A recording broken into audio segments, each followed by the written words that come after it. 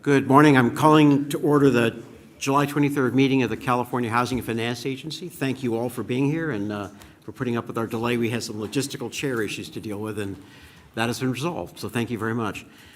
Courtney, can you please call the roll? Certainly. Ms. Cabildo? Chair Cervantes? Here. Secretary Moss? Present. Ms. Limon? Here. Ms. Wyatt for Treasurer Ma? Here. Mr. Moto? Mr. Prince? Here. Mr. Rand? Here. Mr. Russell? Present. Mr. Fiegels for Secretary Sin? Here. Mr. Velasquez? Present. Dr. White? Here. And Mr. Williams? Here. Mr. Fano for Director Acefa? Here. Ms. Pearl? And Ms. Franklin for Mr. Sertich? Here. We have a quorum, Chair. Great, thank you very much. Next agenda item is the approval of the minutes from the last meeting, which is June 25th. Unless there's any comments or questions on the minutes, I'd like to entertain a motion to approve. So moved. I second. Thank you, Director Russell and Williams. Our protocol is to approve the minutes with a motion in a second, so thank you both very much. I think for me, for my opening comments, I in particular would like to welcome our newest board member, David Rand, to the board. He was recently appointed by Governor Newsom, and he's a founding partner of Rand Pastor Nelson and one of the leading land attorneys. So his expertise in complex land transactions, I think, will be very beneficial for the board. And I appreciate the governor and his staff for bringing him to us.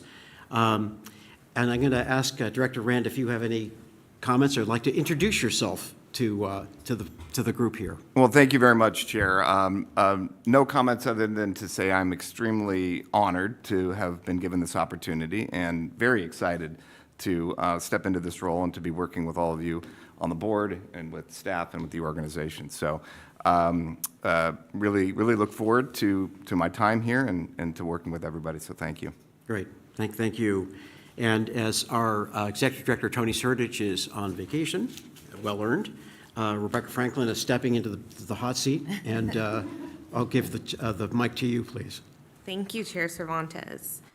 As you know, we've been beginning our fiscal year. The team's been heads down working to implement the items for our new 3-year strategic plan that we approved our last meeting. So it seems like it's a little bit quiet, but actually we're working away, making those plans and setting up to achieve those ambitious goals that we have set for the 3-year plan. On top of that, we continue to see very good results through our key single-family and multifamily and hardship assistance programs. Speaking of single-family, our Dream for All program, it's been exactly 2 months since we made Dream for All awards to around 2,000 first-generation homebuyers. In that time, we've seen more than 700 families get to achieve that dream and enter a contract to purchase their first home.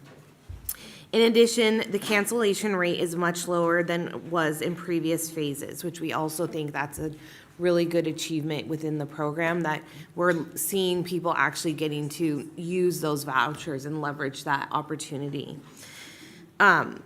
This also is great news. That means our lender partners are getting really good at helping homebuyers get prepared and move through the process smoothly. So we feel like the program's working. Not only are the lenders aware of that we're doing a good job preparing our lenders, educating our lenders, but also that they're able to find the homes to buy, and that they're getting that opportunity. Not only are they first-time homebuyers, they're first-generational homebuyers. And that's what we're here to do, right? So it just really, it hits all the marks on the mission. That's what we're here to do, is to provide homes. As far as our mixed income program on the multifamily side, we are close to completing final approvals for all of the 2025 mixed income program develops. And we have one of those on the agenda today.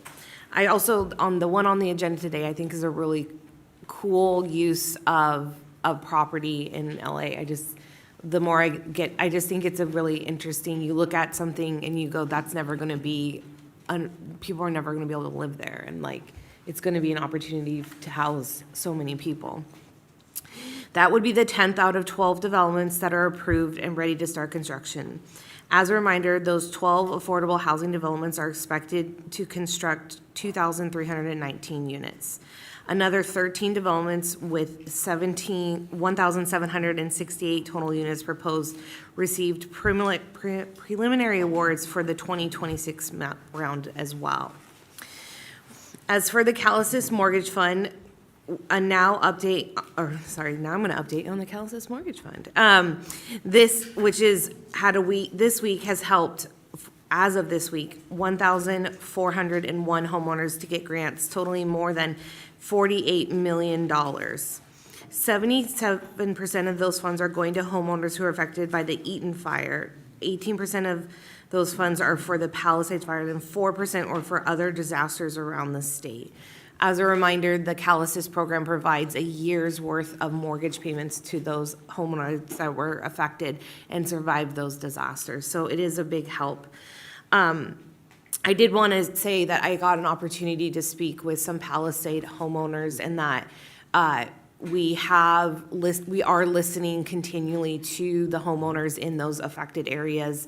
One of the things that we have been listening to in a more recent change is at the beginning of the month, people that owning more than one property are now eligible for the assistance through CalAssist, as long as they're meeting all the other guidelines, especially the income guidelines, et cetera. So we still are focusing on the low to moderate income households, but we understand that some of the homes that were destroyed, those homeowners were dependent on like another property for rental income, like a passive income and that stuff. So we are being responsive to those homeowners while trying to maintain our focus to helping the low to moderate households in those areas.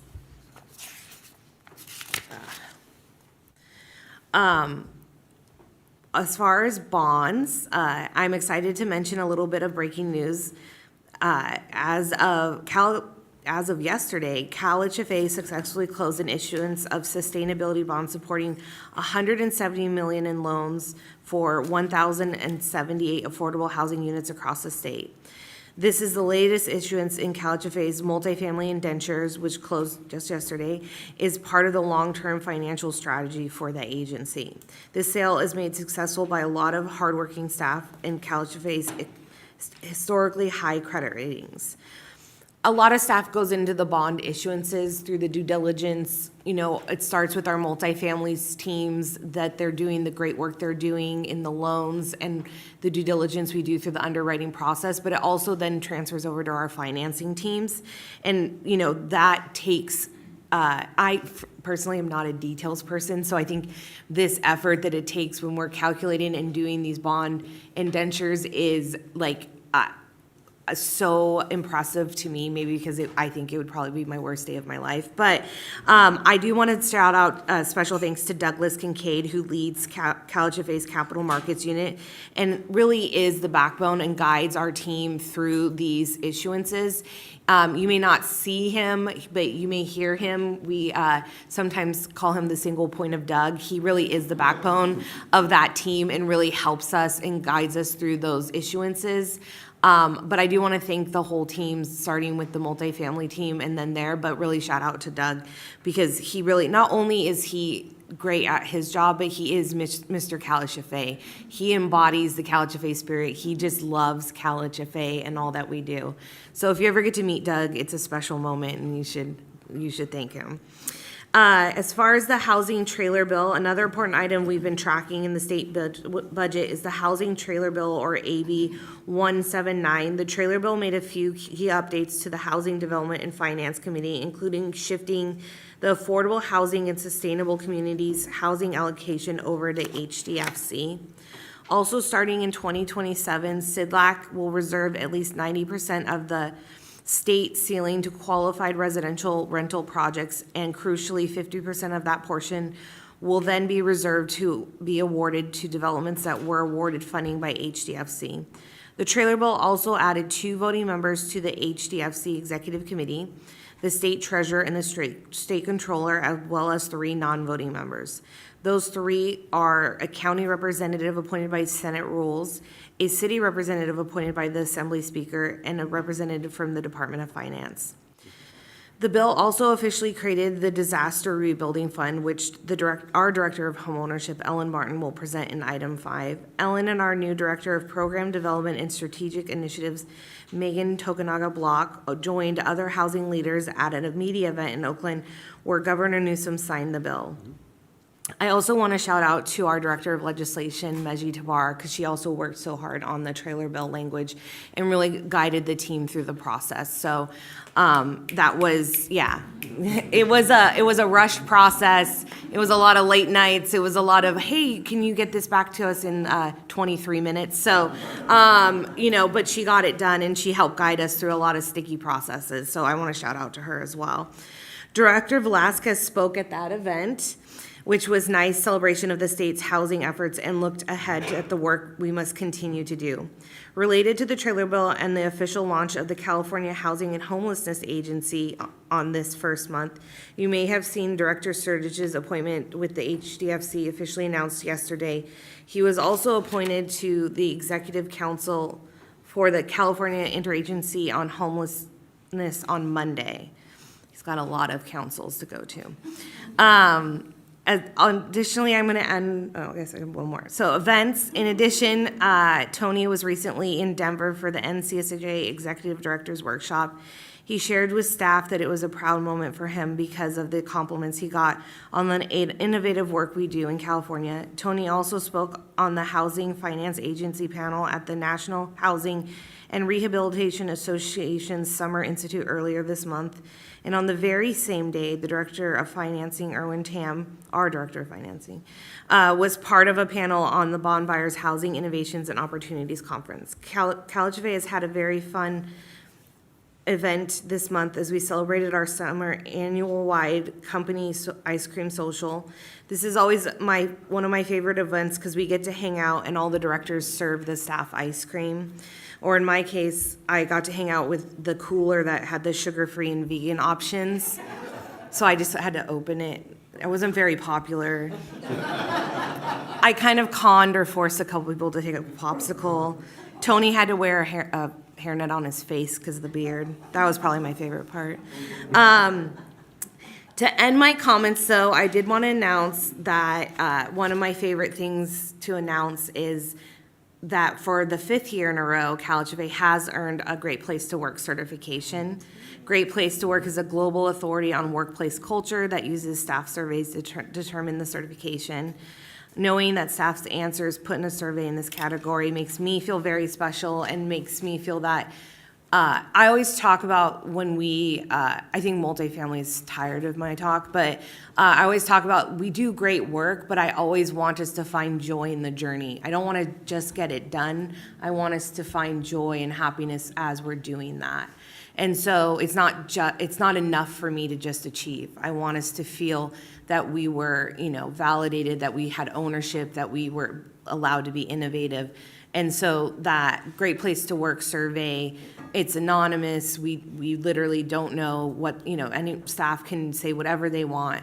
We'll never know who said what. And that certification, it's not the cert, it's just the feedback we get, and that staff do feel that they, have the ability to thrive and that they enjoy the work at CalHFA and they are attached to the mission, just makes me feel that that's the true test of my leadership or my job or Tony's job. We are here to produce housing, but we also, the second half of our job is to make sure our staff feel connected to the mission and happy at work. So I wanted to end on that note. Thank you, and back to the chair. Great, thank you very much. Your comments made me think, in my old life in the bond world, that one of the mantras we had was that you needed a granular attention to detail on bond transactions. I could certainly see it with the effort that our team has done on the recent bond issue, what our team has done on developing the multifamily projects. We'll be talking about that in a couple of minutes, and on the legislative front. And that's kind of what makes the difference here, trying to get it right, ideally the first time. So I really want to thank staff for the work that you've all been engaged with. It sounds like you've had a busy summer so far. Yeah. So that's great. And with that, I'm going to move to item 4 on the agenda, which is the Sky Castle Phase 1 permanent loan approval. Catherine McFadden, our Director of Multifamily, Pros to speak, and I understand, Director Rand, you'll be recusing yourself on this. Thank you, Chair. Not the first impression I was hoping to make, but I must. I commented to Director Rand at the outset that he set a record for CalHFA. His first board meeting, he's recused himself for the first 10 minutes, so congratulations. We'll give you a minute. All right, good morning, Chair Cervantes and Board of Directors, Catherine McFadden, Director of Multifamily Programs. I just want to echo Rebecca's comment about culture and about a joy to work at CalHFA. I did just celebrate my 6 months, and yay, I get vacation. It was been sitting there. But one of the things we were talking about was really the mission in multifamily and the day-to-day work that we do, and a lot goes in to these board action items. And one of the things we're talking about is we kind of maybe want to make shirts that say more than numbers.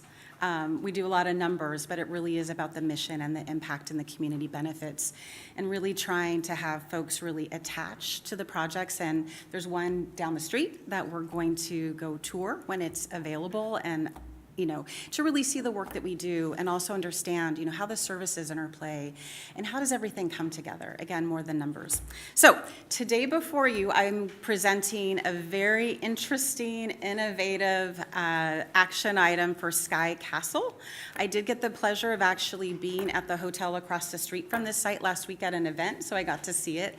And I know several of you know exactly the building that I'm talking about. So this is a request for a final loan commitment for Sky Castle. It is a MIP 2025. The board action item request is for a CalHFA first lien permanent loan at $42.6 million and a CalHFA MIP subordinate loan at $4 million.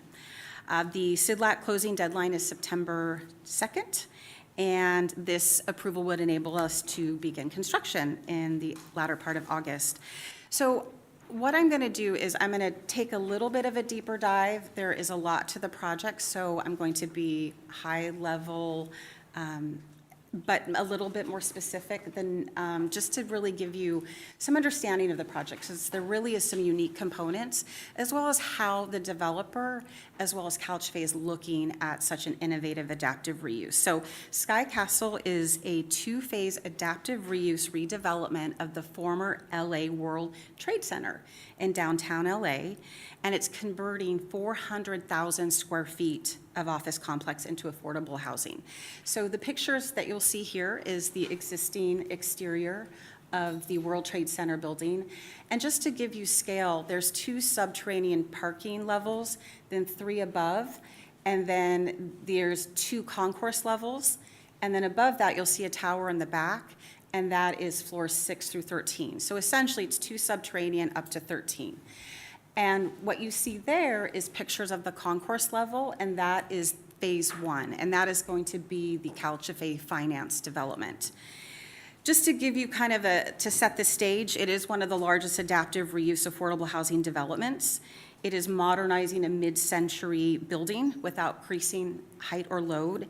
It is using adaptive reuse to deliver housing faster and more cost efficiently.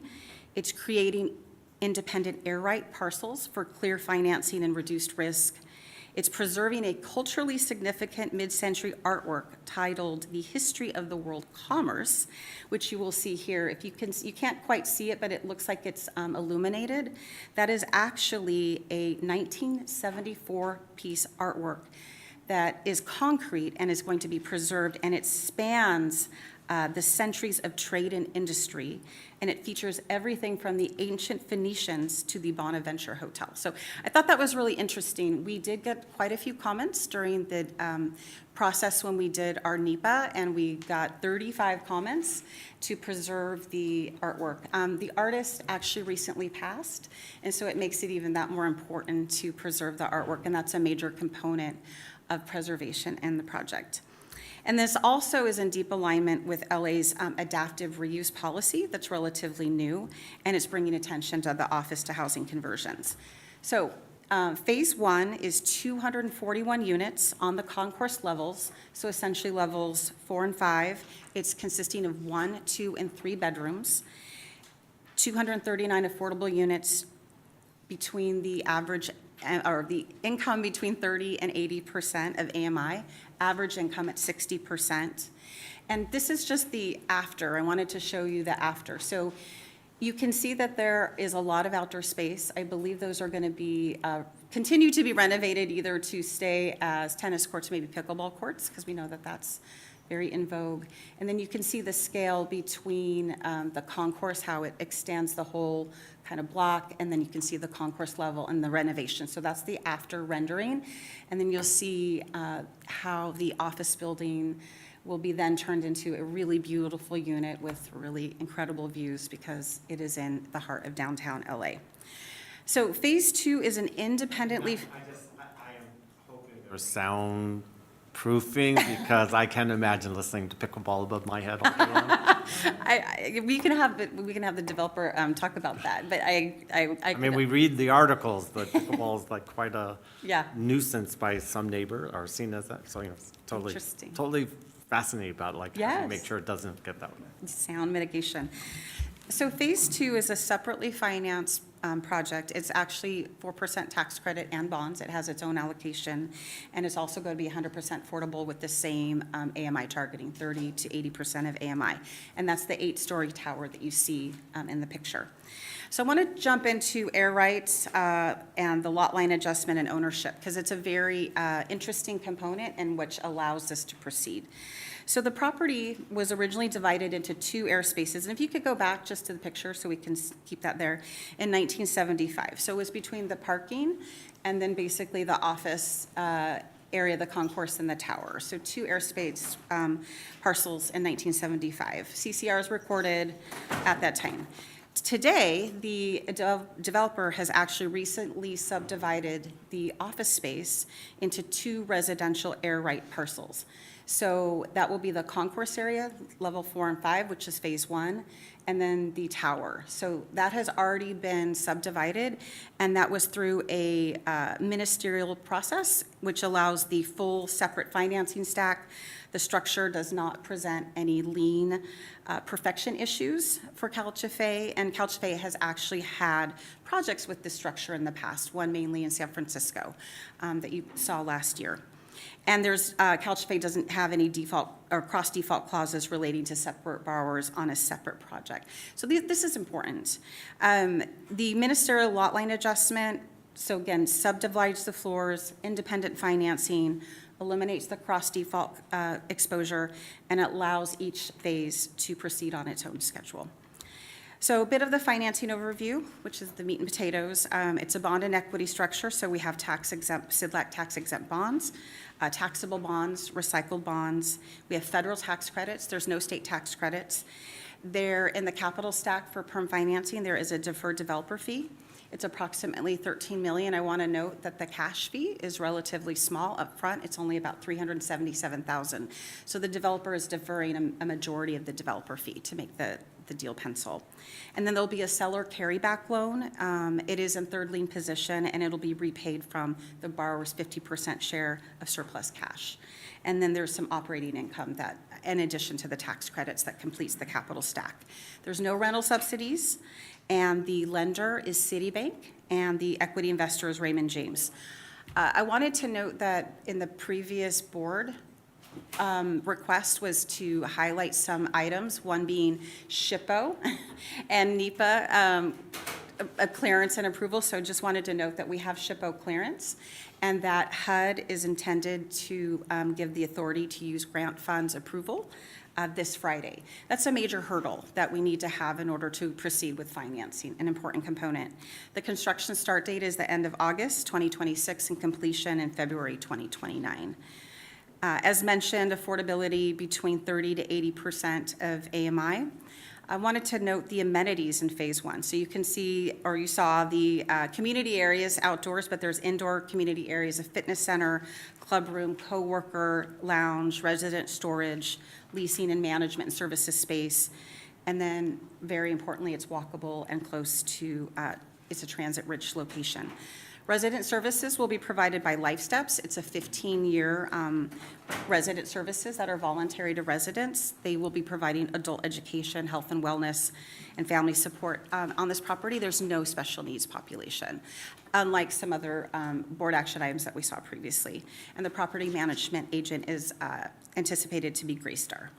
So wanted to dig just a little bit deeper into the development team experience because this is quite a large undertaking. So there's two co-developers, Arden Development, who we have a representative here, is the affordable housing development arm of Jamison Properties, which is an experienced LA developer. They have specialty in adaptive reuse, and Arden has actually had 2 relevant adaptive reuse and high-rise experience recently.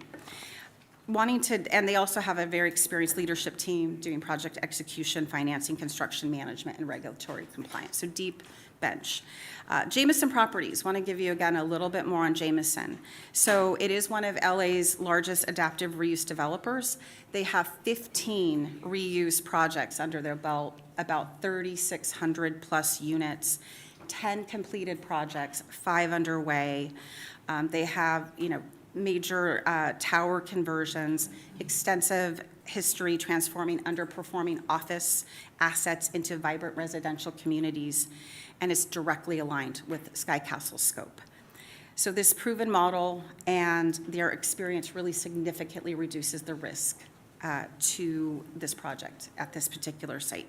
The co-developer, who you've heard about before, is Kingdom Development, and they are a very experienced affordable housing developer bringing the affordable housing experience, because Arden is emerging, and Kingdom is bringing the experience with the affordable housing, bringing the low-income housing tax credit structuring, as well as compliance. And they have 9 pipeline projects with CalHFA, and they have 2 properties that are already in our portfolio and performing as anticipated. And then there is more. There is a AGP, which is Vintage Housing. They have about 50 affordable communities. They have strong operational experience with over 90% occupancy and higher than 1.15 debt service coverage ratio on their properties. So a really, really strong team. So a little bit about the general contractor, because that's incredibly important as well. It is Wilshire Construction, and they are one of LA's leading multifamily GC firms that have delivered thousands of units since 2014. And they have extensive high-rise and mixed-use experience with seismic structuring, life safety upgrades, and adaptive reuse complexity. Again, a really important component.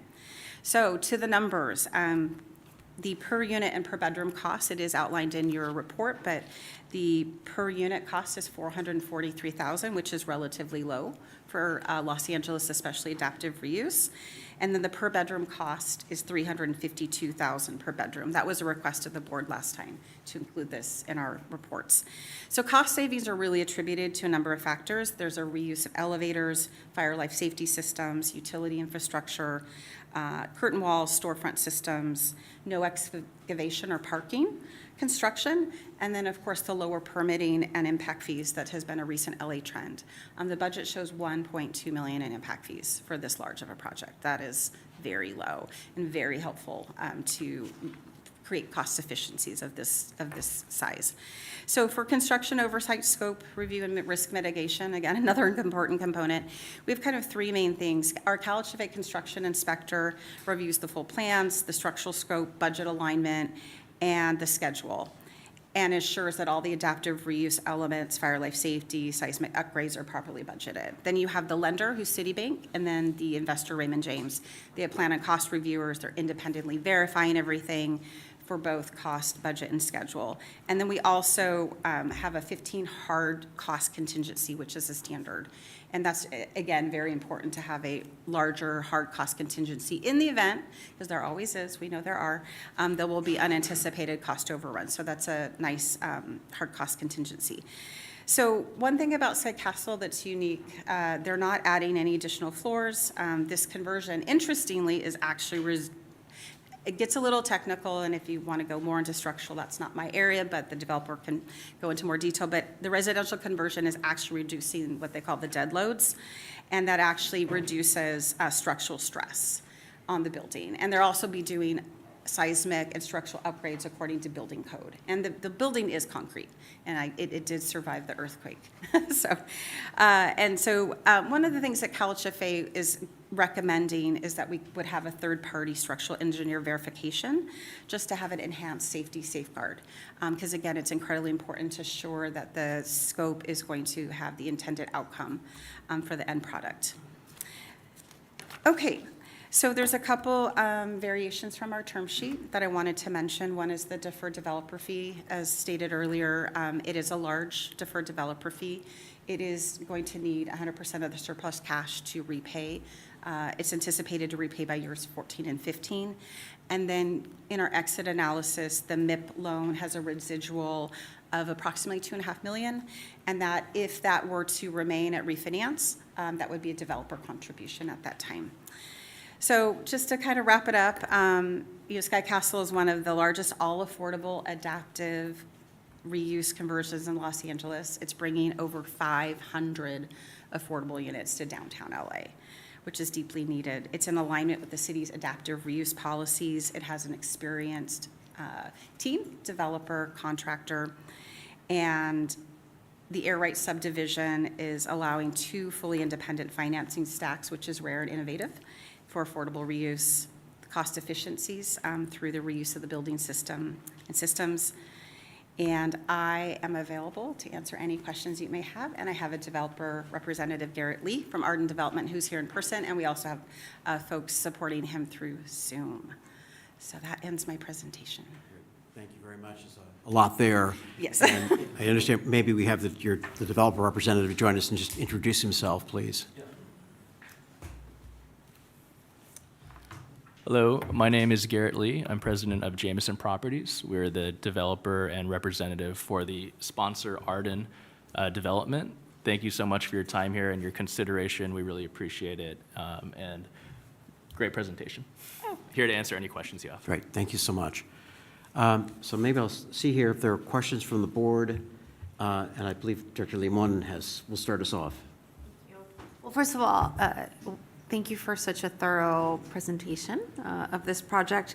Just a quick question going through the document. You mentioned that there is a private run parking structure. Yes.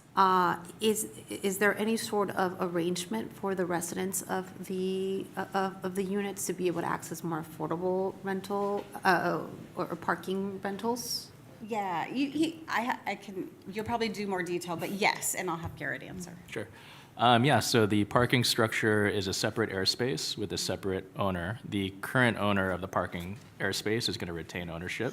There are some related parties between the development and the parking structure.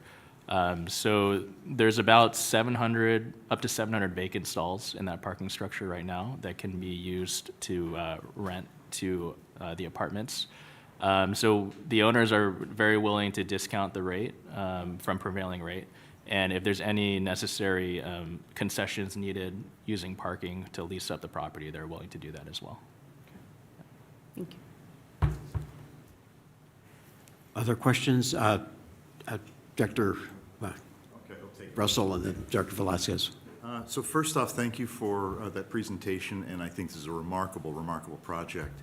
Also, as you are familiar now, we like to use every project as an opportunity to illuminate some aspect of, so we can learn for future projects. One, on this case, is that you noted the cost per bedroom. Thank you for that. I don't have a point of reference yet for that because this is the first time I'm seeing that number, but it's the beginning of building that baseline knowledge so we can see a cost. $352, I think it was. Yes, correct. Per bedroom. I have a question specifically about the utilities, because it says here that there's no utilities cost, but I know that the change of use is quite a significantly different load from office to residential. Is the capacity already there? Yeah, and generally the load actually decreases when converting from office to residential. Really? So the electrical demand for office is actually higher than residential. Okay. So yeah, we've done a load study through our electrical engineer, and we are maintaining the existing DWP, that's the Department of Water and Power in Los Angeles, maintaining the existing services going into the building and reutilizing them for the apartments. The downstream distribution of power from there is going to be brand new, but the existing service is going to be maintained. And that actually is one of the key drivers to help speed up the construction, because bringing power is often the biggest delay to these types of projects. Very good. And then the ministerial lot line revision, is that under, per recent legislation, or is that a longstanding? It's longstanding. There is a exception. It's called a parcel map exception in the Subdivision Act that was originally passed for subdivisions, and it's really a lot line adjustment. but the city also allows airspace lot line adjustments as well. And there's certainly restrictions on how many lots you can touch in that process to keep it ministerial. Very good. Yeah.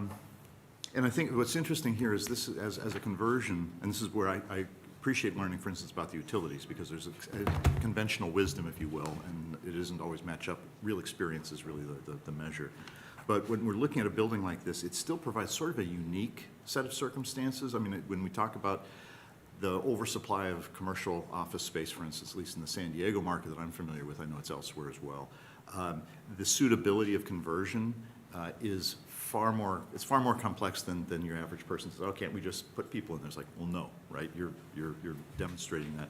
This is kind of a unique set of circumstances, but still many things to be learned from it. And I think that the complexity of the financing here is something that I'm glad that we have Ms. McFadden here running this particular show, because that complexity is really important. I'm hoping we can learn more lessons from the reuse, that we can get people comfortable. And I think this speaks to our role as doing things that wouldn't otherwise happen, perhaps, that our participation is going to make that conversion possible that might not otherwise be accepted by other elements of the financial markets. So thank you for that.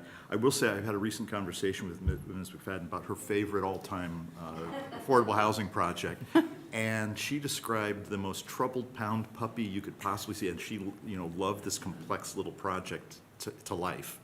And I see why this is in good hands. So thank you because your passion is here. Thank you. What we do with this project will be, I think, illustrative to other parts of the market that this is possible and something we should continue to pursue. So I thank you for that. Thank you to Kingdom and your partners in that. And I will be supporting the action today. And yeah, I'd welcome any tours or visits during construction if that's something CalHFA would be interested to. Yes. Actually, that's a great segue. Director Velasquez? Very quickly, on the same line of questioning of conversions, cost, can you describe on the repurposing front, how have you been involved in, like, either in California or elsewhere? Can you describe your expertise in conversion? Sure, on the construction side. Yes. So Jameson was a commercial office real estate firm. We developed a large office portfolio through the 90s and 2000s. After the 2008 recession, a lot of office buildings were hit pretty hard and vacancies grew. Agencies moved out of buildings, in big amounts. So we had some large office vacancies. So at that time, we decided to start converting some of our office buildings into multifamily. Our first project was completed in 2013. So this is coming right out of the recession. We had an in-house construction team that would build our office tenant improvements originally. So we kind of took that team and started doing adaptive reuse conversions. First project was very successful, taking an empty office building, converting it to apartments, filling it up. So we started to do that on a large scale. So between 2013 and COVID, we finished 7 office conversions, developed and constructed. That's about 1,500 units. We actually paused because the office market rebounded at that time, but then COVID changed everything again. So after 2020, we decided to go back into converting our office portfolio. So since then, we've finished 3 new projects, and we have 5 under construction right now. Yep. And when you look at this per door cost, how does that compare with others? And how would you, in simple words, describe if it's lower, what is the difference in this being lower? This is probably close, but probably more on the higher side, only because of the project being so complex with all the different complexities that Catherine had mentioned. It's a very large property. But generally the $400,000 to $430,000 per unit is the average cost that we're seeing in Los Angeles right now. Okay, so I've had a lot of conversations about conversions versus new construction, and the myth that I've heard is that it is exponentially the same as new construction or more. Would you say that it's not the case? I'd say there's a slight discount, given that you're reutilizing the existing structure. The existing curtain wall, the stairs, the elevators, the parking. I'd say there's a slight discount, but one might expect there'd be a much larger discount just given those cost efficiencies, but they are very complex projects at the same time. We're also pretty much gutting everything inside the building and building it as if it was brand new. So a large component of the property is identical to new construction. So there might be a slight savings, in our opinion, to new construction, but not a huge savings. Other questions? Yes, Secretary Moss. Thank you so much. This is so exciting. I was curious about the lease-up process and how, do you partner with the city or the county around referrals for residents who will live in this building, or how does that work for you all? Sure. So we have a property manager, Graystar. They will be handling the entire leasing and lease-up process for this building. My understanding is, one, there's a large database already of tenants on a wait list, essentially. So once we complete the project, we'll be posting this project onto that website and getting a lot of interest through that. And that's run through the city. In addition, we will be using standard marketing processes that even a market rate project follows. So posting on the apartment websites like apartments.com, Zillow, all those different third-party websites, and getting tenants through that process. Great. Yeah, I was thinking about the wait list because, we want to make sure that the folks who are, ready to move into this type of housing are prioritized. So I'm glad to hear that. And maybe just a follow-up question to Director Velasquez. So if you, in your other portfolio projects, is it typical to have to gut everything and do new construct? Because the whole benefit to me to adaptive reuse is that you can reuse, but the configuration from office to residential may mean that the configuration of the offices and build units may need to look different. So I'm just curious, is that typical that you would have to reconstruct the whole interior? Because that would seem like both a time and a cost savings opportunity Sure. across your portfolio. Yeah, it's definitely typical because, if you imagine this conference room, we're going to demolish the flooring, we're going to demolish all the demising walls because the new apartments we design are going to have different walls. So really what we're keeping is the structure you see, so the concrete, some of the concrete walls and columns, but everything goes to be able to build the new apartments, the walls. The biggest change is probably the bathrooms, actually. So office buildings usually only have a central bathroom for the entire floor. Right. Whereas apartments, you're going to have an individual bathroom for every single unit. So that's one of the biggest changes we have to make. We have to install a lot of plumbing into the existing floors. So slightly cheaper, not particularly faster. A little bit fast, same, slightly faster, but it's not, 50% like a lot of people might expect. Yeah. Thank you. Got Director Williams, please. And that this is, because this has up to 3 bedrooms, that this could be an opportunity for families. Could you address how, what type, and I recall that you said that services are provided by Life Steps, but could you talk about any amenities that are really geared toward families in addition to the services that may be provided? Sure. So the amenities we have are fitness center, so that'll be for general working out inside. We have a co-working space, and that's for offices, essentially, for people working from home or having meetings. And the last is a general purpose club room / recreation room. So what we see out of those 3 is families typically use a recreation room. They use it to reserve group meetings. They invite people over, sometimes reserve the room itself. So I would think that would be the main amenity used for families. Also the tennis courts and pickleball courts for outdoor activity. On the services side, Life Steps is providing a range of services, including financial literacy is the main one, and then after-school courses for the kids. Yeah. All right, thank you. Okay. Director Fano. Yeah, just building off of Director Williams' question, I wonder if you could explain a little bit the rationale behind the unit size distribution. I noticed there were, I think, 179 one-bedrooms, 57 two-bedrooms, but only 5 three-bedrooms. Right. So what was whether that was economic analysis or kind of a demographic needs assessment, or what went into the breakdown there? And acknowledging it's one of 2 phases, I don't know if phase 2 is going to perhaps be more Sure. suitable for larger family sizes. Yeah, definitely. It's probably a detailed response, but one reason, as you know, California is pretty competitive for bonds. So oftentimes, higher density projects end up being more competitive. The more units, the higher the tiebreaker, et cetera. So when looking at these projects with already built floor plans, we do have to put in as many units as possible, really, in order to be competitive and get the bond award. So typically, one-bedrooms can be a little narrower, and especially if the floor plate's already built out, so you can fit more one-bedrooms than two-bedrooms and three-bedrooms, yeah. Yeah, interesting.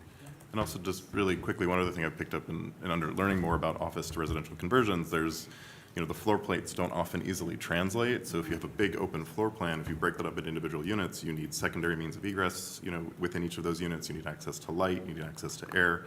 It can often mean like hollowing out the entire interior of the building in order to provide the proper ratio and proportion of length to width to make a suitable residential configuration. So that can often, I imagine, add, even if you're trying to preserve, the structure of the building, the superstructure, that often means a lot of modification needs to happen. In some cases, elevator cores have to be moved in order to make that work. So I know they can be quite tricky. Yeah. But this one being so kind of low and long, flat, it seemed like it might have had its own complications in that regard. Yeah, luckily the unit depths, or the office floor plate depths on this building were not too challenging compared to others where you have really deep floor plates. So yeah, definitely the vintage of construction and how architects designed the office buildings back then can really vary on how deep that floor plates gets. But this project was luckily not too deep. Other questions? Back to Director Russell. Thank you. First of all, with regards to the cost savings, I think the nominal cost savings in construction is, it's significant. I think the lack of putting things into our landfill or grinding up concrete that's a perfectly good building is really one of the great benefits there, so I appreciate the savings. The elevators, it's a touchy issue in this room, I think. Elevators, the cost of elevators is something we're very, how new and recent really are these systems, and do we have a contingency for the possibility that they're not as good or that they don't survive construction as well? Sometimes the Sure. use. Sure. Yeah, so we have done deep analysis. So having owned the property for the last 23 years or so, we know the building very well. We know the maintenance issues required, the improvements needed. And actually, the main elevators that serve majority of the project, about half of the project, those were modernized about 5 years ago, before we knew we were going to convert the building, actually. So those will be able to be maintained. We are adding a brand-new elevator. One thing about this building, it didn't have an elevator that stops on every floor, which the fire department in LA requires now. So we're putting a brand-new elevator from the bottom all the way to the top, from the lobby for fire department access. So that's in the budget. And then there's a freight elevator that we've already repaired. We did that recently for construction. And there's 2 other elevators that we plan on repairing in the project. So definitely there's cost savings to modernizing and repairing existing elevators versus building them brand new. So there is cost savings there. And I did want to clarify, when comparing an adaptive reuse high-rise to a low-rise ground-up construction, those costs are more similar. But I failed to mention that if you're building a high-rise ground-up, the costs are actually significantly higher than an adaptive reuse. Yeah. Yeah. Sorry about that. Could you clarify that? That was one of the questions I had following on Director Velasquez and Secretary Ma. So low-rise versus high-rise, if you could just kind of drill into that just a bit more, Yeah, please. sure.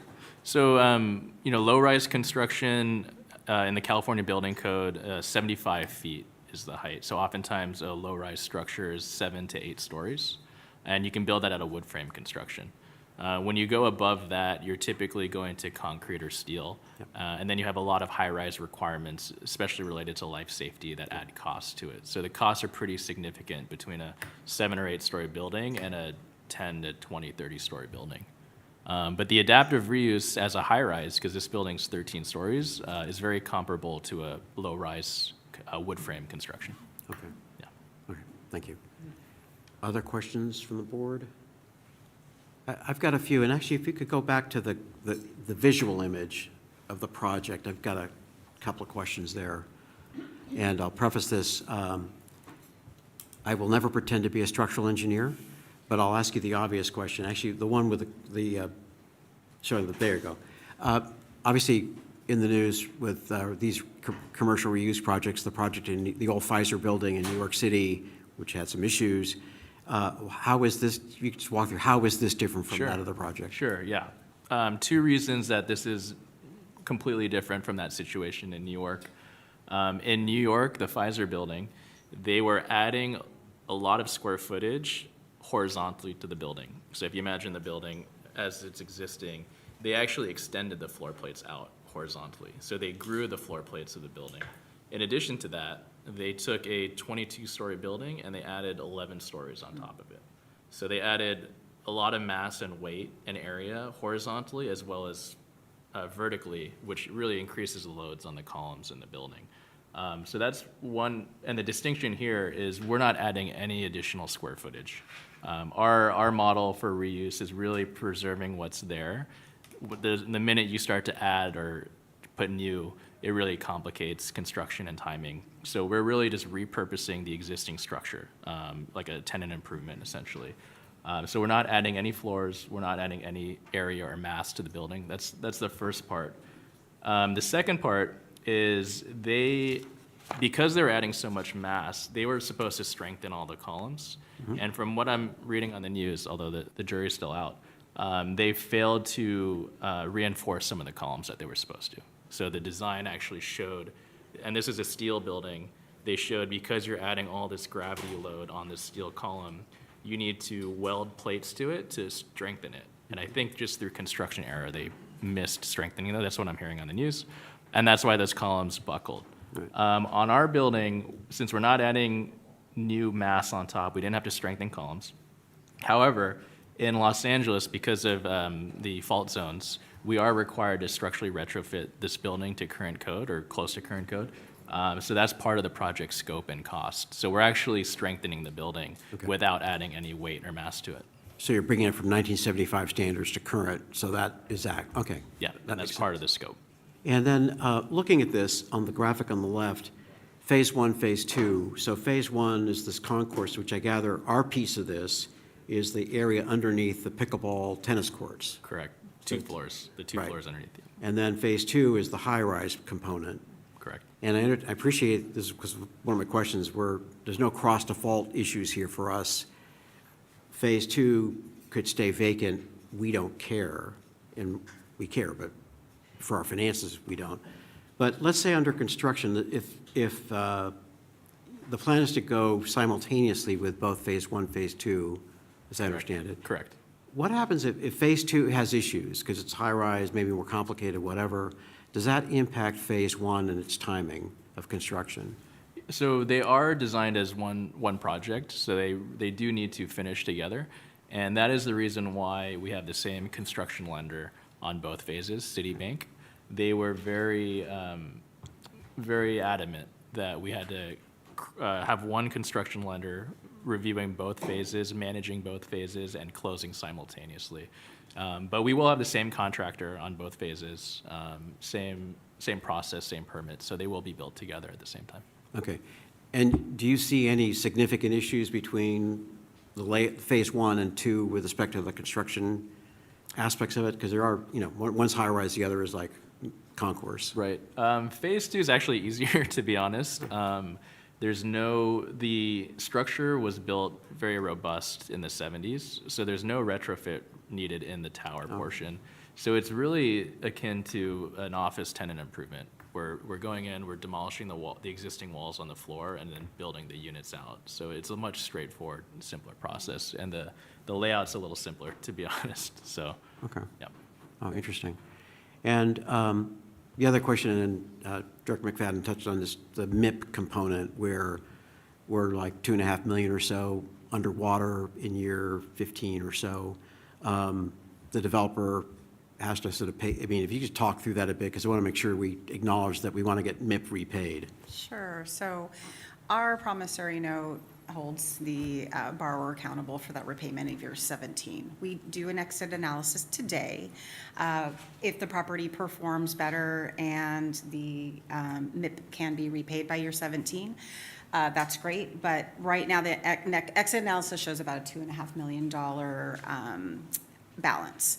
So what would happen is the developer is going to refinance. There could be excess refinance proceeds that could pay down that $2.5 million in totality. Perhaps that MIP is repaid through cash flow because it's performing better than we anticipate. There's a lot that can happen between now and year 17, but the kind of the hook is in, you know, our loan documents and in our promissory note.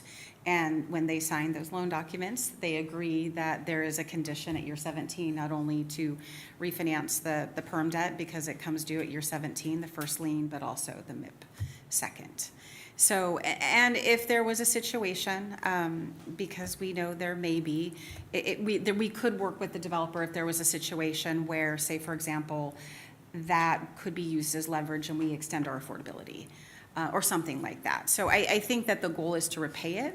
That is the intent. That's what's in our loan documents. However, if there came a situation, as we always do, we work with our developer partners to ensure the long-term financial sustainability and affordability of our projects. Okay. And I will add that during the underwriting process, we were very conservative on the numbers. CalHFA did a great job with their appraiser, making sure we have conservative assumptions. There's also a 0.5 interest rate cushion applied to the interest rate that gives a potential upsize at perm conversion. Correct, yes. For more proceeds to help pay off Yep. any outstanding debt. And then you also have our guarantees as well as our partner, Vintage Housing, which is owned by Kennedy Wilson, and they're very financially strong. Okay. All right, that's helpful. And I have maybe one last question, just to go back to something you touched on, which is the unit configuration, which I gather, if I heard you right, was driven really more by our, broadly speaking, rules with respect to scoring on projects, as opposed to maybe what a market consideration might be. If you didn't have to sort of deal with like maxing out points in your application, would you have configured the project differently? You know, it's a great question. It's definitely possible. I will say that this was designed under the 50% test. So this is about a year and a half ago. So it was much more competitive at that time. So as we look at new projects with a 25% test, especially in surplus round, there's more bonds now available for projects. So maybe the competition is not going to be as fierce, as intense as California has historically been. So hopefully that'll open the doors for more flexibility. Okay. Well, fortunately, we have smarter people than me sitting on my flanks to figure that out, so thank you. And maybe my last thing, which is, you touched on this earlier, I think this is a project where if at some point down the line, I mean, for myself, but I'm sure others as well, would be really interested in seeing this. We don't always do like tours of projects that we've approved, but just given what you're doing here, at some point during the construction process, you know, we'll do a hard hat tour or whatever, because I'd be curious to see how it's all working, because this concept of adaptive reuse has come up a lot, and would love to see it. Here's a project where we could see it maybe being executed. Definitely. So I think we'll follow up on you on that offer. Yeah, we welcome the whole board or anyone else from CalHFA who wants to come.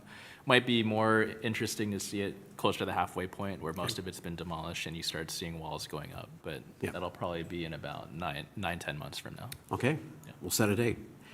Any other last questions, comments? Director White? Thanks. Question, I do support this. The hard cost contingency, 15%. Now that I've listened to everything and I've talked to Catherine about it, you still feel that's enough? Definitely. We actually, on our previous projects, we've carried a 5% contingency. Conversions? Conversions, yeah. And so this is actually an increase for us compared to previous projects. Yeah, 5%, 10% sounds like just new multifamily, no conversion. Yeah. How did that work out, your experience with using 5% in prior? We've been okay with 5%, but we definitely understand the, the need for the increased contingency here. So 15% we feel is pretty healthy. Okay. I did too, I still do, but I wanted to push you on that. Yep. And we're bidding out the project and tracking on budget right now. Okay. Yeah. That's it. Thank you. Any other? So I'm going to go to public comment, and I'll note that this is the first public comment for the meeting. We welcome input by the public. We generally ask for 2 minutes for the individual making any kind of statement or asking questions. If there's a need for reasonable accommodation, we'll double that to 4. And what we'll do is if there's not enough time for an individual to make a comment, we certainly invite individuals to write us, and we can respond as well. Courtney, can you see if there's any public comment on this item? Yes, if any members of the public wish to make a comment on this agenda item, please raise your hand either virtually if you're participating remotely or here in the room.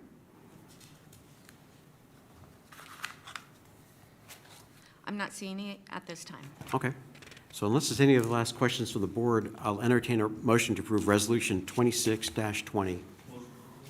Dr. White, thank you. Is there a second? Second. Secretary Moss. Motion made and seconded. Courtney, can you please call the roll? Chair Cervantes. Yes. Secretary Moss. Yes. Ms. Lamone. Yes. Ms. Wyatt. Yes. Mr. Prince. Yes. Mr. Russell. Aye. Mr. Feagles. Yes. Mr. Williams. Yes. Dr. White. Yes. And Director Velasquez. Yes. Resolution 2620 is approved. Terrific. Great. Best of luck. Thank you Thank you so so much. much. Really appreciate it. Thank you. So we'll release Director Rand to rejoin us, and as he comes in, agenda item 5 is discussion regarding the Disaster Rebuilding and Assistance Program and a Resolution 2621. Ellen Martin, our head of homeownership, will present.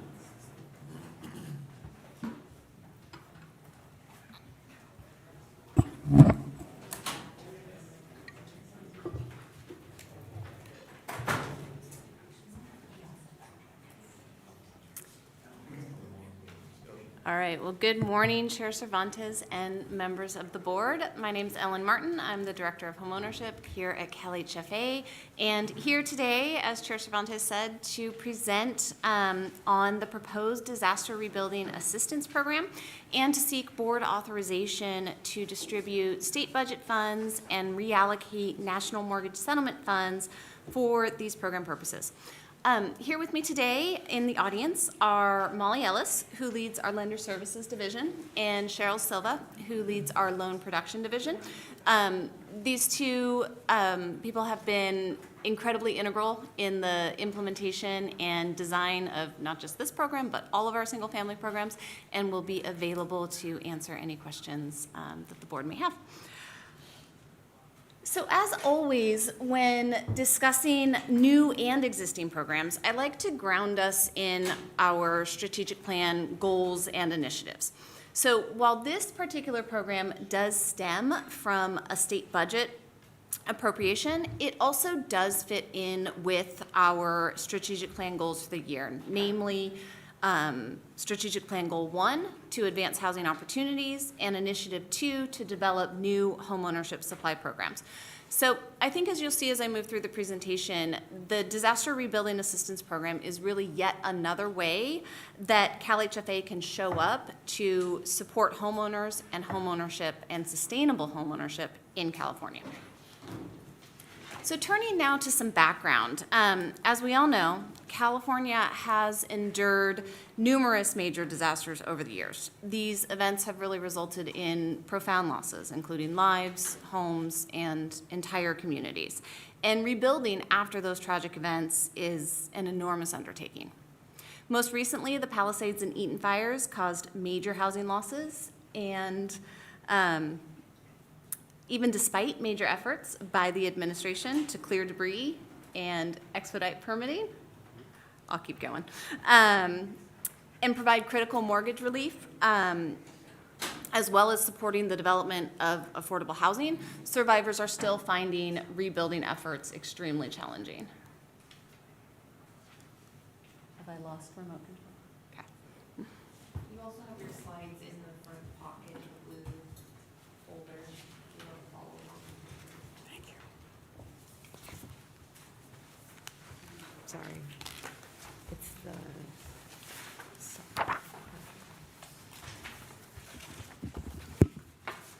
All right, so we'll keep moving. Okay, are we back? Okay. So AB 179 is the trailer bill that establishes the Disaster Rebuilding Assistance Program, which is intended to expand access to reconstruction lending for income-eligible homeowners.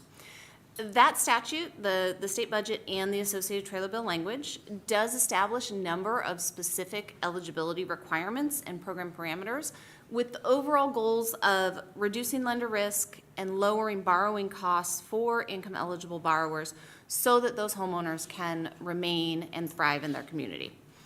If approved by the CalHFA board, the program will be funded by $56 million in state general funds as appropriated in the fiscal year 26-27 state budget, and $44 million of national mortgage settlement funds currently appropriated to the CalAssist program. I do want to underscore that we are retaining funds within the CalAssist program to continue providing mortgage assistance to eligible home buyers or eligible homeowners for, at a minimum, several months beyond this juncture. So I'll talk a little bit more about the program framework and implementation timeline. With the Disaster Rebuilding Assistance Program, we're really looking to accomplish two things. The first is to increase access to and availability of construction financing for those properties that are damaged or destroyed by a qualified disaster. And then in doing that, we also want to reduce the risk and cost of that construction financing for those low and moderate income homeowners that have lost their homes. Initially, we're looking to do that through two mechanisms. The first is a construction loan loss guarantee program that reimburses lenders for a portion of eligible losses on guaranteed loans. And the second is a construction loan rate buy-down program, which would provide a more direct borrower benefit by reimbursing lender-funded rate buy-downs and other forms of lender prepaid interest, thereby directly reducing those borrower costs associated with construction lending. So turning now to general program eligibility. So starting with property and homeowner eligibility, qualifying properties must have been damaged or destroyed as a result of a qualifying disaster, with qualifying disasters currently defined in alignment with the CalAssist program. So that's a disaster that received a state of emergency declaration, proclamation, or a major disaster declaration between January 1st, 2023 through January 8th, 2025. Homeowners have to be a survivor of that qualifying disaster, meaning that they have to have owned or occupied the home as their primary residence at the time of the disaster. And then after they rebuild, the homeowners must intend to again occupy the home as their primary residence. Property types included in this program include pretty much every definition of single-family residences, including ADUs. Homeowners can utilize this program to introduce gentle density through ADUs or additional units, and manufactured homes are allowed so long as they meet GSE guidelines. In terms of income limits, for the Construction Loan Loss Guarantee Program, limits for eligible homeowners are based on 200% of the area median income, consistent with our current CalAssist income limits. Income limits for the construction loan rate buy-down program are a bit lower, since this is a program that offers direct borrower assistance that won't recycle in the same way that the loan loss guarantee will.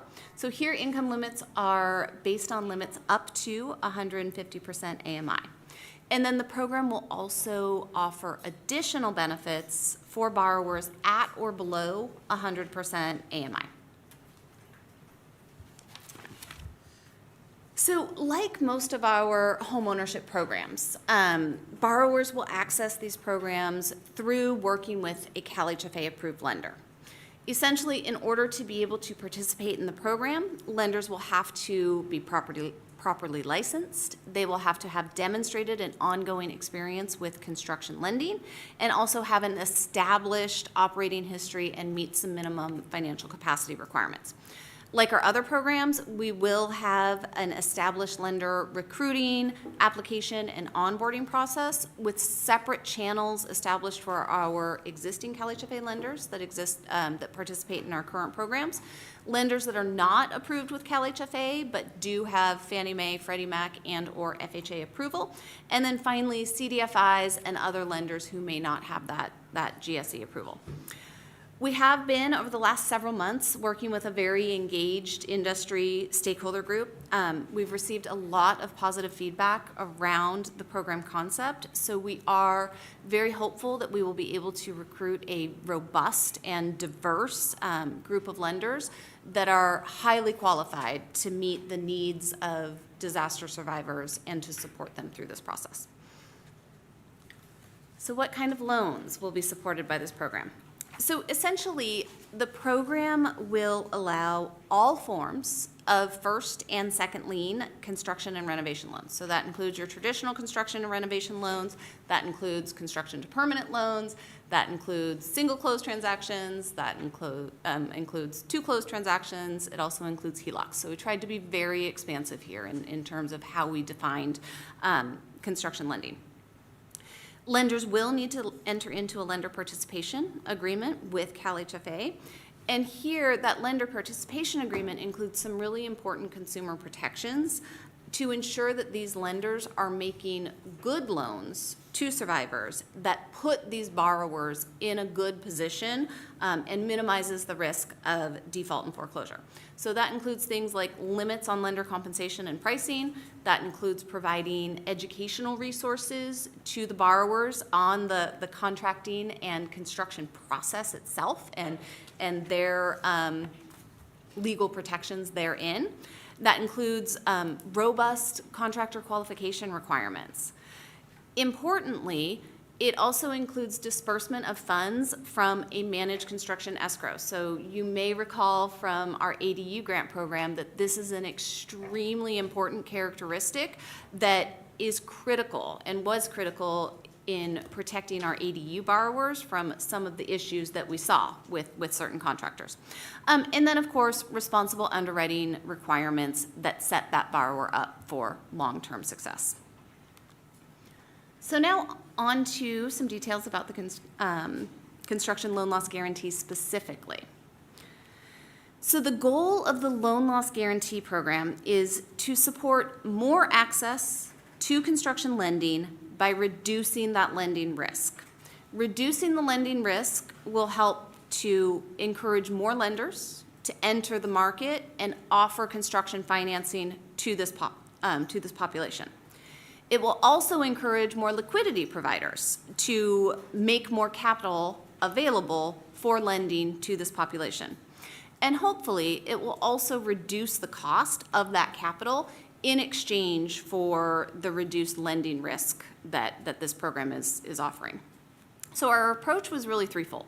First, we identified the areas of key construction risk. So what issues might arise during the construction period and the construction lending process that might result in losses.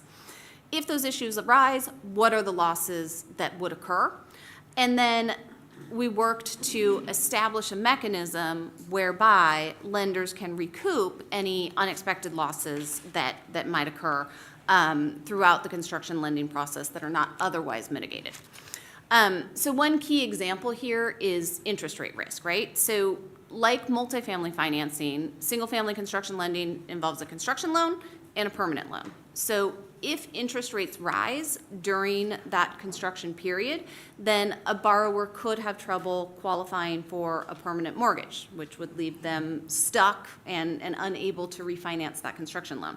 So if that were to happen, then one scenario is that the lender would have to restructure that loan and sell it at a loss in the secondary market. So if that happens, then this program would be available for the lender to recoup that loss through the construction loan loss guarantee. So the program will be capitalized by the state budget appropriation, and CalHFA will issue guarantees up to a specified amount, which will be roughly 10 times that appropriated amount. So if we have $50 million available to capitalize the loan loss reserve, then that means we will issue loan loss guarantees up to $500 million in total potential losses. And then that $50 million will be available to reimburse lenders for any eligible losses that they may incur on an eligible and enrolled loan. That guarantee will be in place for 36 months after the loan is enrolled and we issue a commitment. So, eligible losses. I promise, despite how the slide looks, I'm just going to kind of dip my toe into the weeds here and I won't go too far. Essentially, what we're going to do is we're going to look at a lender's total gross proceeds from the arm's length sale of a property or of a completed property or the final disposition of a loan. From that, we'll subtract the lender's total net cost basis, which will generate the lender's eligible net loss. And then the program will reimburse for up to 75% of that net loss, up to a maximum of $250,000 per loan. All right, I'll move right along to specific details on the construction loan rate buy-down program. The rate buy-down program is intended to improve access to financing for low and moderate income disaster survivors by directly lowering their out-of-pocket interest costs during the construction period. It's also intended to lower monthly payments on the permanent mortgage by either directly, again, lowering that interest rate or by reducing the amount of interest that is accrued during the construction period that has to be refinanced into the permanent mortgage. And then those reductions, in turn, will improve a borrower's ability to qualify for financing by reducing their DTI. As I mentioned earlier, the rate buy-down is a more direct to the borrower benefit, but because CalHFA cannot originate loans, it comes through as a lender reimbursement. Lenders will be reimbursed for lender-funded rate buy-downs. Those could be temporary buy-downs, they could be permanent. The lender or lenders, as the case may be, can enroll the construction loan and then they can enroll the permanent loan into the program. We can also include other forms of lender prepaid interest. So, for example, if a lender wanted to pre-fund an interest reserve to make those interest-only payments during the construction period, then we would be able to reimburse those interest costs. The amount of available reimbursement will be tiered, with lower income borrowers having up to $100,000 available for interest rate buy-downs, subject to maximums associated with 5% of the construction loan and 5% of the permanent loan. And then all other borrowers would have up to $50,000 available per property, subject to maximums of 3% per loan. Okay, so I will now jump into timeline and milestones. As Executive Director Sertich mentioned to the board a couple months ago, we are and have been over the last several months really moving forward assertively with implementation, because even while we were awaiting budget approval and negotiations, once these programs go live, we do expect there to be a significant runway to scale these programs fully. Because the most important thing is that we make the programs available such that we can start to influence homeowner decisions to rebuild. So once a homeowner decides to rebuild, they do still have to go through that architecture and design process. They have to secure contractor bids. They have to secure a contractor. They have to get through the permitting process. There's a lot to do. And all of that has to happen before they're actually ready to close a construction loan. So we really are working to move forward quickly so that we can announce the availability of these programs so that we can start to influence those homeowner decisions. If the board approves allocation for these program purposes today, we would be targeting an early August announcement of the upcoming availability of the program. At that time, we would launch our lending onboarding and marketing and outreach campaigns in earnest.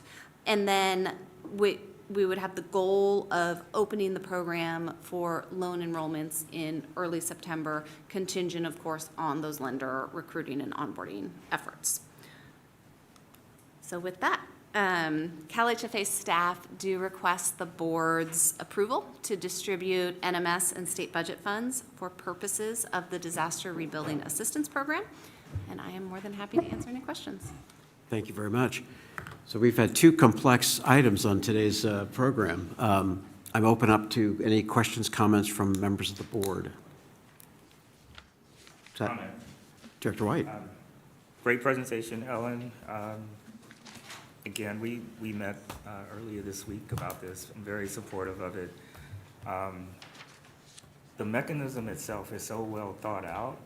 I'm putting on my new opportunities hat right now, and I'm thinking, how do we leverage the private sector in terms of capital with these types of mechanisms? Because this is so well thought out. So that's all I have to say. I'm totally supportive of it. Okay. Thank you, Director White. Director Russell? Yeah, so thank you, 'cause I think that's a really good point here. And I would say this is another case where the administration or the legislature, whoever's handed us the thorniest possible problems. They've got a thorny problem, so they said, who do we go to? CalHFA, because we have a history of doing that. So congratulations, the person doing the hard work is always given additional tasks. But in terms of, and clearly, one of the key, we want to keep in mind that the folks who have suffered these incredible losses need to be front and center in our thoughts in this. We need to get people back into their homes. There's a ripple effect across the region as they are displacing people who are from moderate to high income neighborhoods, are actually displacing folks in other parts. And so this is felt across more than just the direct victims of the wildfires. But speaking purely as a steward of this organization, what is our real exposure and risk? I mean, this 10-to-1 ratio that you described, can you talk about the standards under which that was arrived at? Yes, so I think the most important thing to note is that we're looking at losses that are not otherwise mitigated. So one thing that we looked closely at is the construction lending process, where issues might arise, and what existing mitigations already are present in that construction lending process in order to mitigate those losses. And so we honed in on those unmitigated potential losses. We also have parameters within the loan loss guarantee program itself that protects the agency against losses above that appropriated amount. And we'll be working to provide folks with the necessary information that they need to make an actuarial decision on the private sector part about whether or not they, the value that they think that this guarantee provides. So, so we're not taking the actuarial risk in terms of the reimbursement amount, but we are working to establish program parameters that narrow that risk and then also make sure that we're providing the necessary information to the private sector so they can make good decisions. Very good, thank you. And then the second question is, as a steward here, that we are making back the cost of administering this program? Yes. Okay. Yes, CalHFA typically takes about a 5% administration fee on our programs, and we do anticipate that that 5% administration fee will be sufficient to cover all of our staff and any outside contracting costs to administer this program. Okay. Well, again, I'm just really impressed, as was Dr. White here, with the thoroughness that went into developing this program. And I've seen how different programs over time you've taken the programs that we've built previously and learned from each of those. So it feels like we've got a fully tooled program here. And I also would want to echo his statement about how can we use this in other programs to incentivize the flow of capital into housing, right? Not with these narrow, use a little bit of capital to induce a lot more capital into the market. So kudos for this. I will be very supportive, and thank you for your thorough answers to my questions. Okay. Yeah, Director Velasquez. Go ahead. I have a question about the AMI qualification. So in some of these affected areas, 285K is the 200% AMI for household. I'm thinking about seniors in Altadena that are affected at a much lower income level on fixed incomes and other lower income households. Any consideration to have a criteria that gives preference to lower income households?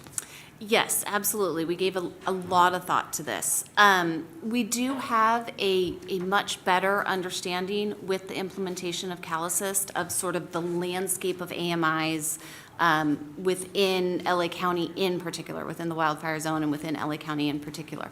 And so we do know that the needs are broad and deep, and we want to create a program that will help to catalyze rebuilding across the community, which will have important spin-off benefits for the entire community.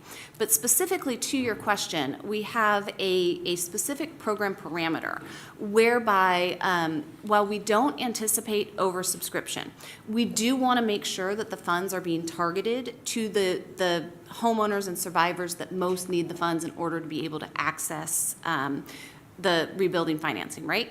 So we have a specific program parameter whereby the initial phase of the program will only release about 25% of the funds.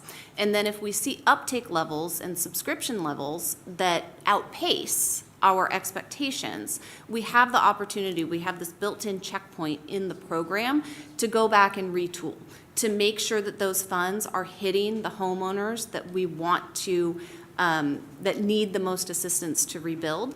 And so at that point, before we release the remainder of any program funds, we would make sure that those, the demographics and income characteristics of the borrowers that we're serving match expectations and retool if necessary. Director Limon. So first of all, I want to echo previous sentiments. Just congratulations to you and your team for once again constructing a very meticulous, well-thought-out program. I think my question is, we've been talking about how we can collect information for our broader housing needs. And, we as an agency, we've been scratching our heads in terms of how CalHFA could become the conduit for construction loans for homeownership, for ADUs, for plexus, things of that nature. And, obviously this is structured for disaster reconstruction. How can we leverage this program to learn in construct a program beyond fire recovery to really address the key needs of the state when it comes to homeownership supply? And what is specific to this program that would have to be different? Because this is structured for fire recovery or disaster recovery, sorry. Yeah, thank you for the question. So I'll start with the last part of your question. There are some very specific eligibility parameters that are established in statute. So of course, this particular program wouldn't necessarily be able to be expanded. But it really comes down to establishing eligibility criteria based on the types of development and the homeowner, either existing homeowners or future homeowners, that we want to be able to assist in order to stimulate more supply and get more entry-level supply for our income-eligible homeowners, right? So it would really kind of be about establishing those eligibility parameters as a separate effort, which I think is quite doable. I am excited about the precedent that these programs are establishing. I think this will give us a lot of information about how robust this type of credit enhancement is. I think this will also give us a lot of information about how can reducing those interest costs, even if it's just in the construction period, how does that help low and moderate income homeowners who may be low on cash reserves? How does that help to move them into the process of rebuilding, or hypothetically, maybe building an ADU, or otherwise introducing additional units onto their own property. So I do look forward to digging into the data and seeing how, the different ways in which our lenders deploy this program, and how they find, what interventions they find are most effective in terms of really sort of creating the circumstances where a homeowner that heretofore could not afford to refinance or could not afford to finance a construction project feels that they can move into that space.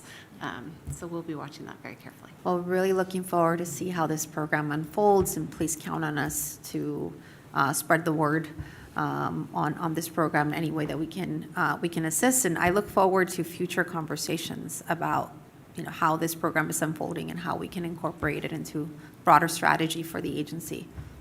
Thank you. Secretary Moss?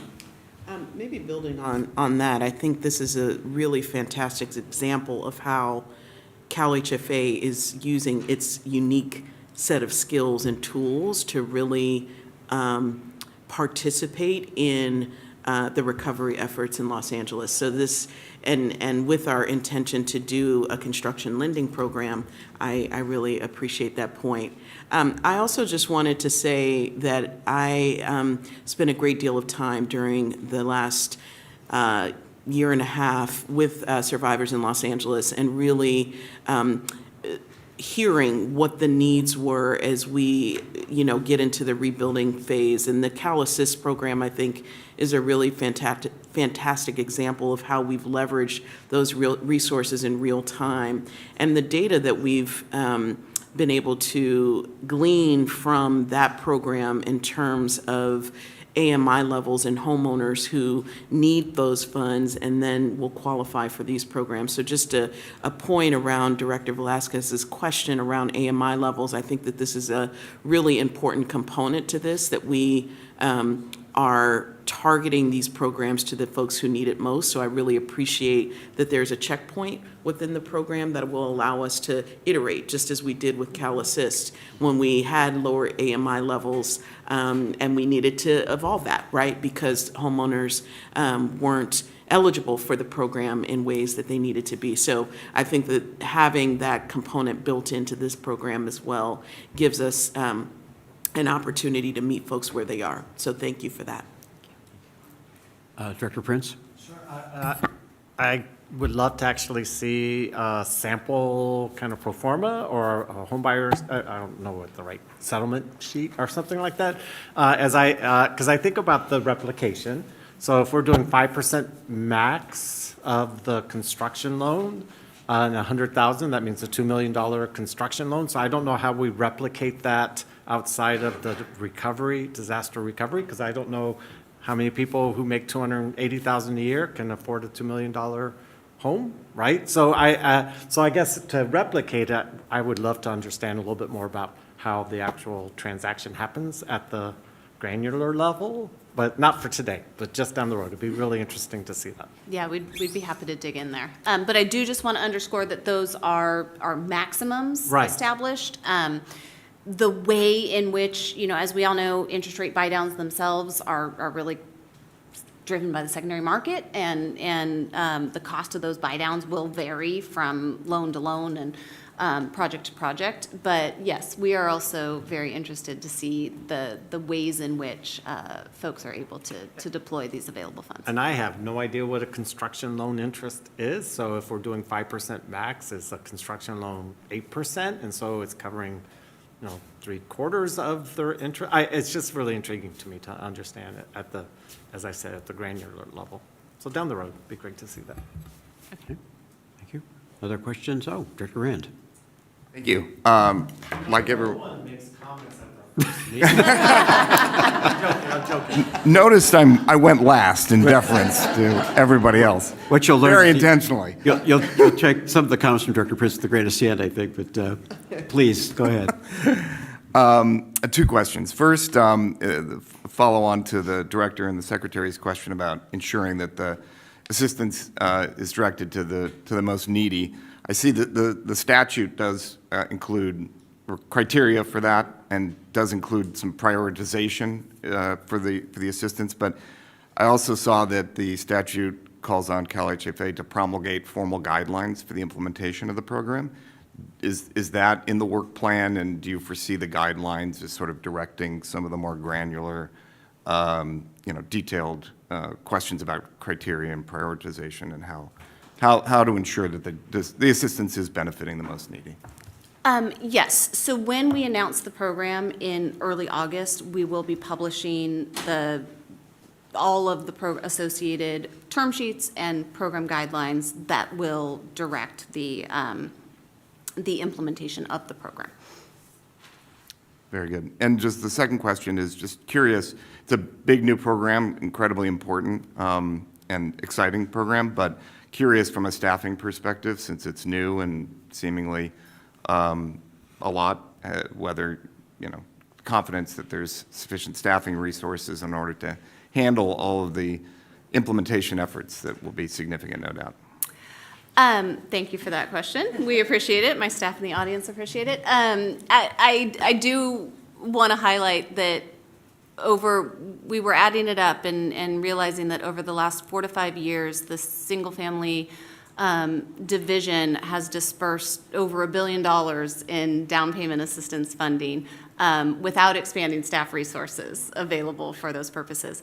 I also want to highlight that at our last meeting, the board approved our operating budget and strategic plan, which was really thoughtfully constructed with this type of flexibility and agility in mind. And so there's really kind of a through line, I think, for the board with your approval of that operating budget and the strategic plan, which are so thoughtfully constructed to give us the flexibility to respond to these types of programs and be able to agilely deploy staff resources. That really gives us confidence moving into implementation of this program that we'll be able to have the staff resources that we need to be successful. Great. Thank you. Thank you, Director Rand. Any other questions or comments? Just on Mr. Rand's question about the guidelines. So that would be covered under Section 3 of the resolution, right? That executive director and authorized officers to implement and effectuate said program by dispersing the funds as soon as practicable and to execute all agreements. That would cover. That's correct. All,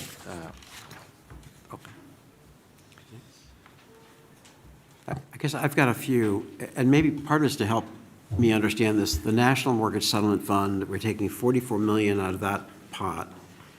And I think what I thought I heard you say earlier was that there's some money left over? Yes, so we will be retaining sufficient funds within the CalAssist program to continue to meet demand that we're seeing for several months to come.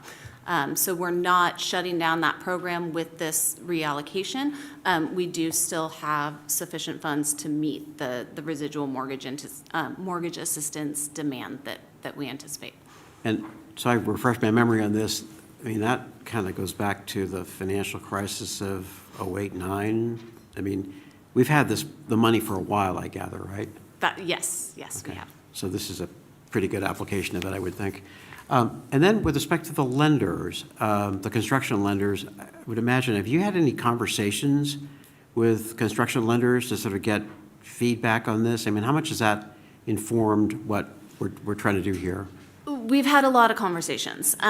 We've met with a wide range of industry representatives to really get our arms around the challenges that they face in construction lending, the specific challenges that they might face in terms of lending to this particular population, in order to calibrate these interventions in a way that would have a material impact on providing, encouraging more construction lenders to come into the space and offer products that are suitable for this population.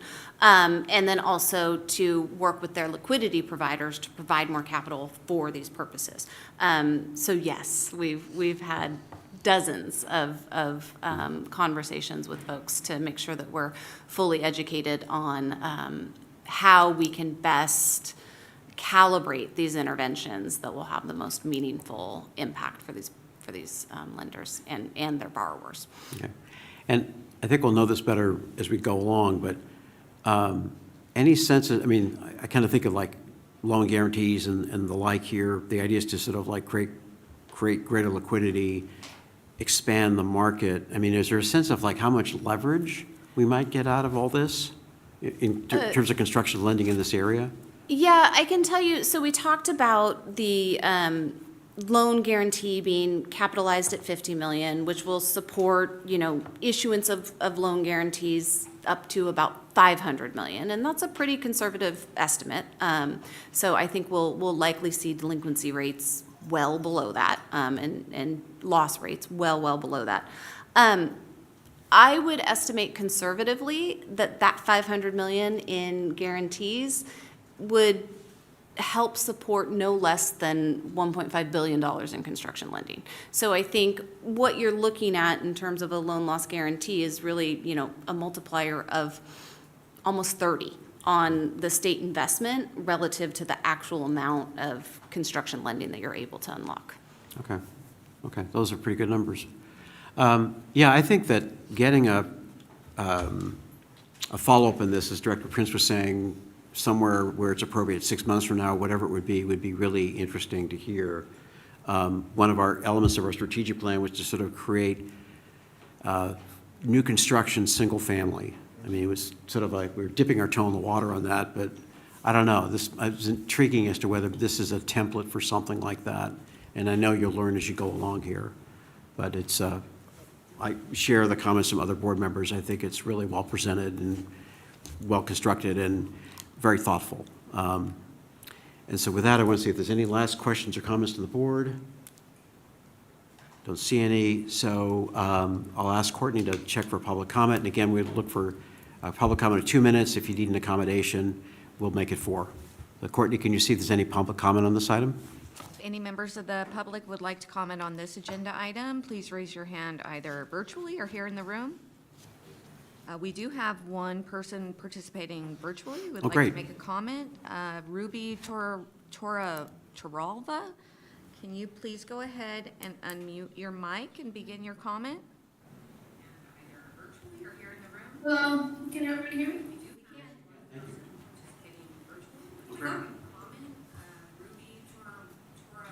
Yeah, you guys can hear me or not? Just checking. Everybody can hear me? Yes, we can have.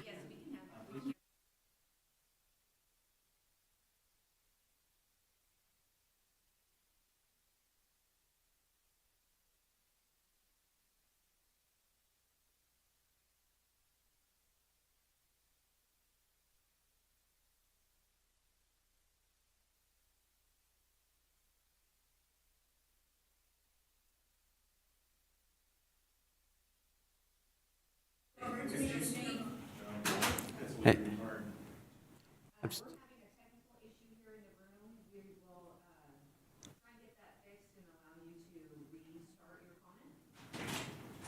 Yeah, I'm sorry, Ms. Peralta, we're getting an echo, so we want to make sure we can hear you. Let me know when we're good.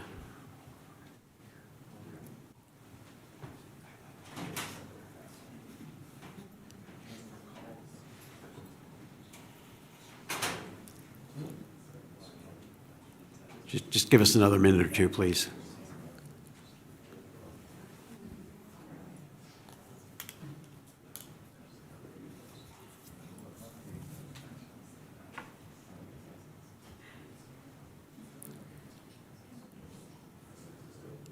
Are we okay?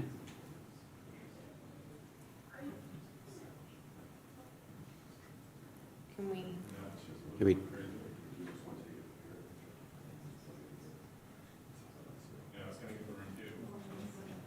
Okay.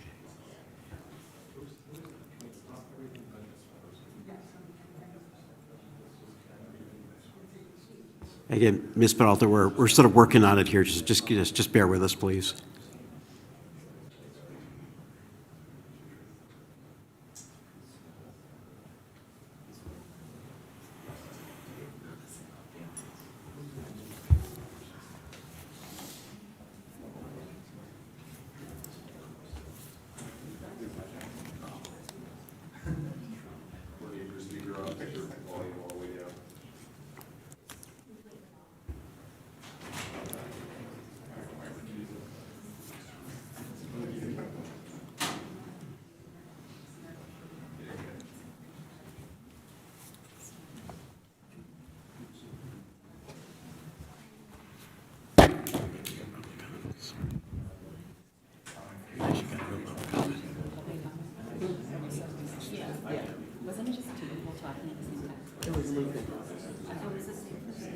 but it was going And one behind the other.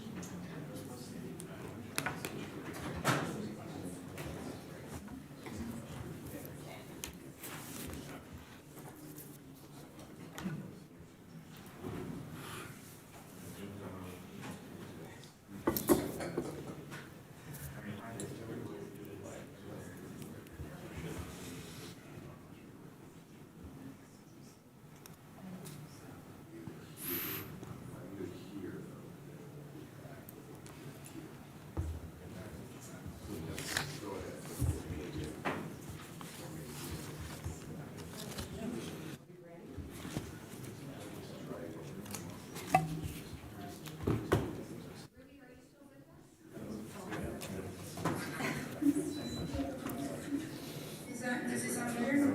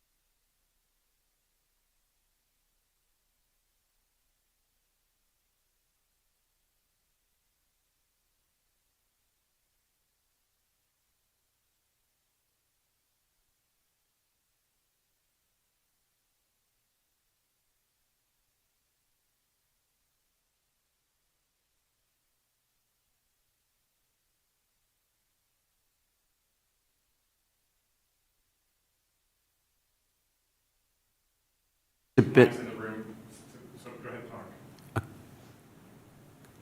okay, Ms. Peralta, please proceed. If you're having challenges, you're very welcome to submit a written comment also.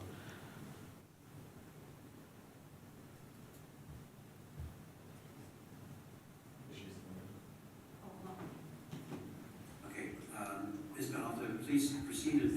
If you're having challenges, you're very welcome to submit a written comment also. Can you guys hear me? Yes, we can hear you. Hello? Oh, is that better? Is it better? Sorry about that. No, please go ahead. Can you guys hear me? Yes, we can hear you. Please proceed. Hello? Oh, is that better? Is it better? Sorry about that.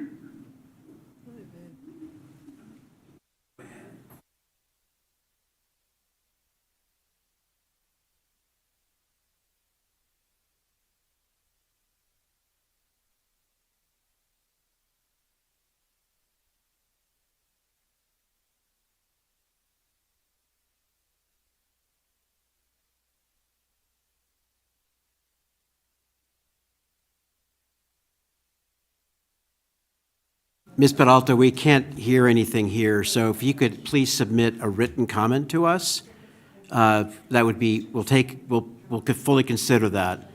But we can't get any, we're not hearing you, so I think we're going to need to move on here. But thank you very much. Courtney, are there any other public comments? Great. Okay. Okay.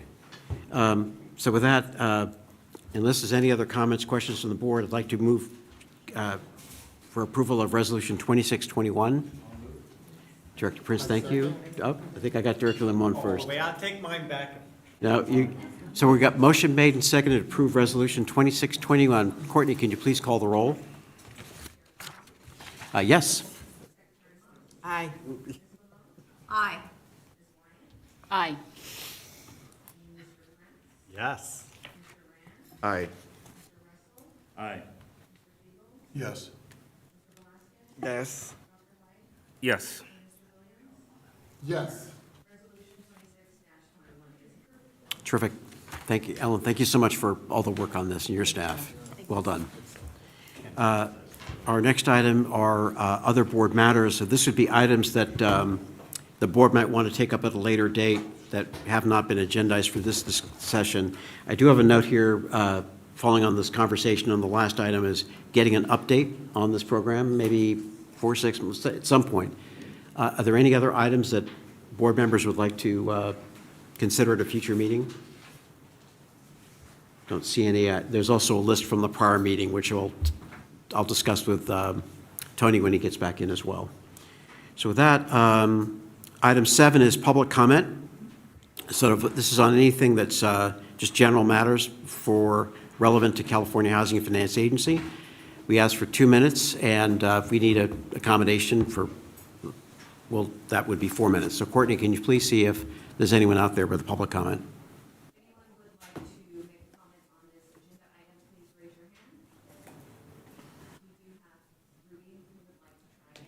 Okay.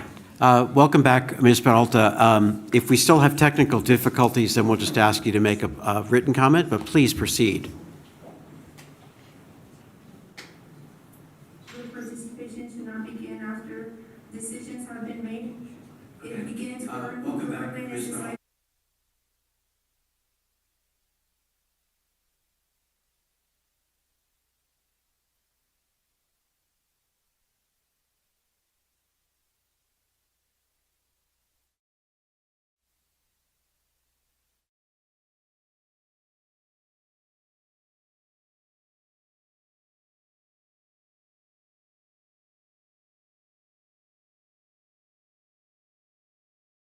Pete, I'm just going to have to ask you to please submit a written comment, and we'll make sure the board gets that. As I think the best we can do under the circumstances. My apologies. We do want to take into account public comment, but we need to understand it. Is there any other public comment, Courtney? Okay, great. So with that, last item is just adjournment. Unless there's anything else the board has, we are adjourned.